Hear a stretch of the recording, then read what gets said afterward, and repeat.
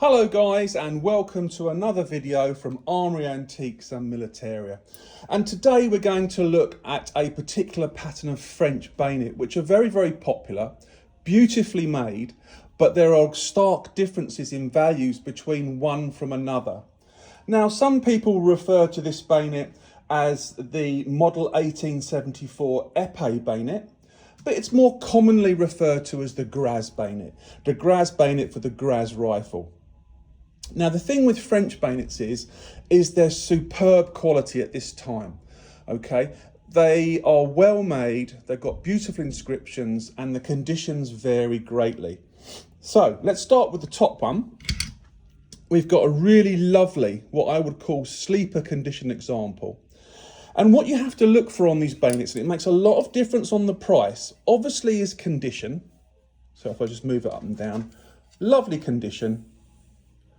No dents, no damage, beautiful condition, no rust. Just a lovely example, never been cleaned. Brass hasn't been polished up. That looks awful, so I'd suggest you don't do that.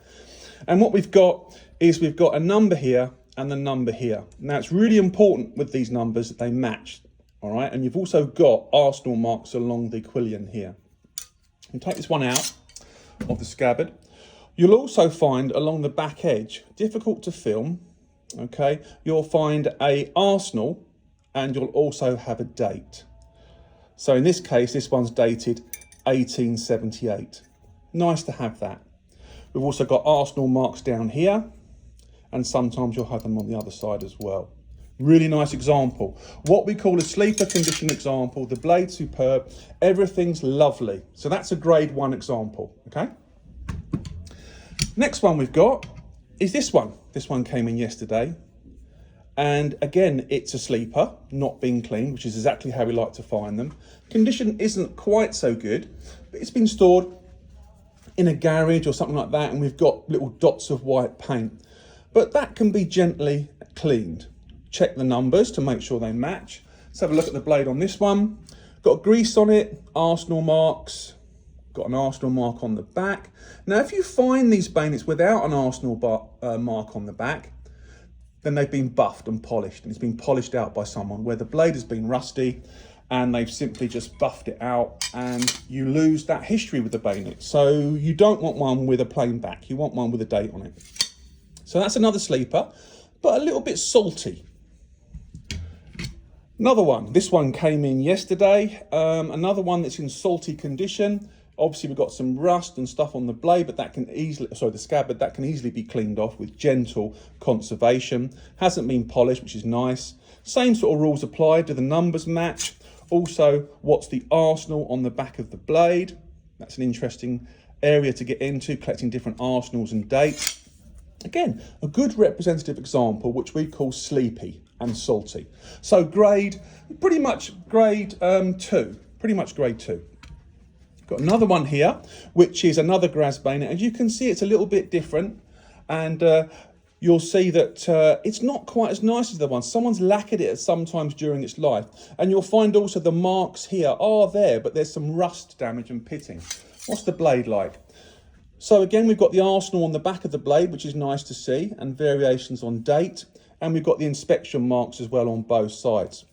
We'd grade this as sort of a grade 3 sort of condition because it's not quite as nice, and the values do vary on condition and the way they've been stored, pitting and the like.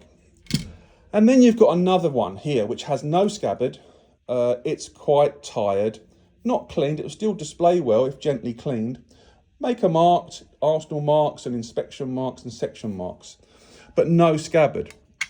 So where does that leave you when you buy what's really quite a common bayonet and values? Well, you can buy these bayonets in most places and you'll think, oh great, I've got a Gras bayonet, a representative example, that's fine for my collection, but the values are very different. You're going to pay 50% less for one without a scabbard. This condition, nobody really wants them because they're just too rough.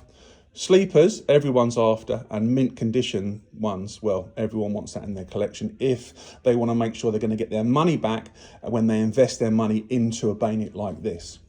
My recommendation, go for a top quality one in superb condition. You can never go wrong. And then after that, grade 2s, go for ones that are sleepers that can be brought back to a very nice condition, but never quite as good as a mint condition one. Sleepy, sort of salty ones, yeah, you can have those. It's your choice. Obviously, it's a decision for you to make. But, you know, the value-wise, they're not going to go up that much over the years.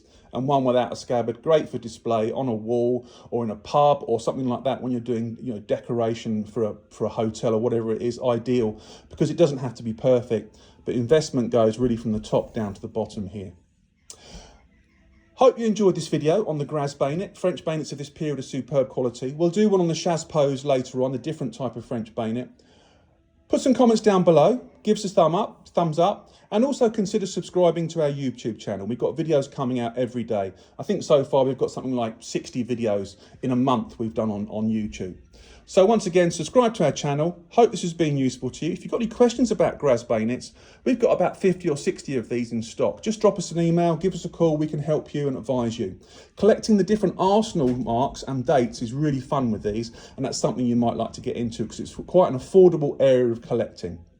Once again, guys, thank you for watching the video. Look out for our next one, and we'll speak to you soon. Thanks, guys.